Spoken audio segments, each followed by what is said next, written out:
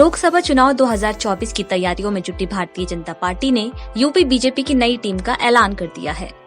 नोएडा से राजनाथ सिंह के बेटे विधायक पंकज सिंह समेत 18 नेताओं को प्रदेश उपाध्यक्ष बनाया गया है। शनिवार को जारी की गई इस लिस्ट में कुल 45 पदाधिकारियों को जिम्मेदारी सौंपी गई है।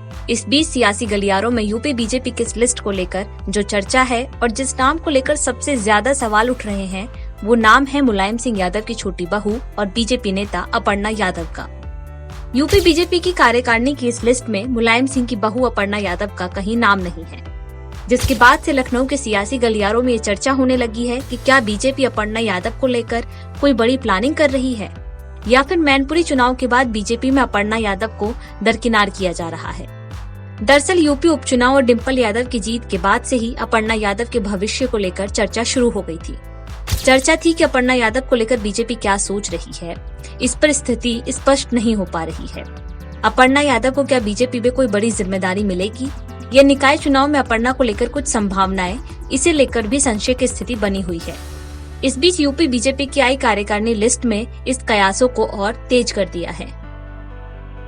दरअसल बीजेपी के कुछ नेताओं का मानना है कि अपर्णा यादव का ना तो जनाधार है, न ही अभी कोई संगठन को लेकर क्षमता है और न ही ऐसा कोई प्लस पॉइंट है जिसके आधार पर उनकी निजी पूंजी हो। ऐसे में फिलहाल अपर्णा यादव को कोई बड़ी जिम्मेदारी मिलने की उम्मीद कम ही दिख रही है।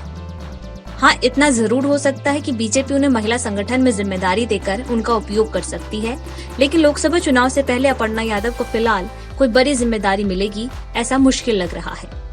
आपको बता दें कि अपर्णा यादव सपा संरक्षक मुलायम सिंह यादव की दूसरी पत्नी साधना गुप्ता के बेटे प्रतीक यादव की पत्नी है। अपर्णा ने बीते यूपी विधानसभा चुनाव 2022 से पहले बीजेपी का दामन थाम लिया था। बीजेपी में अपर्णा यादव के शामिल होने के बाद से चर्चा होने लगी थी कि बीजेपी अपर्णा यादव को कैंट विधानसभा सीट से उम्मीदवार बना सकती है, लेकिन वहां से वर्तमान उप मुख्यमंत्री ब्रजेश पाठक को टिकट थमाकर अपर्णा के अरमानों पर पानी फेर दिया गया। इसी तरह विधानसभा चुनाव के बाद हुए राज्यसभा और विधान परिषद के चुनाव में भी अपर्णा यादव को लेकर तमाम तरह की चर्चाएं चली, लेकिन वो सिर्फ चर्चाएं ही रह गयी। वहीं हाल ही में संपन्न हुए मैनपुरी लोकसभा उपचुनाव में भी अपर्णा यादव को लेकर चर्चा सामने आई थी, लेकिन वहां से भी अपर्णा यादव को चुनाव मैदान में नहीं उतारा गया।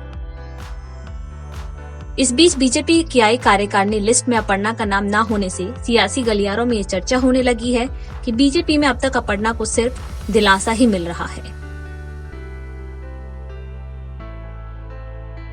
नवभारत टाइम्स ऑनलाइन की रिपोर्ट।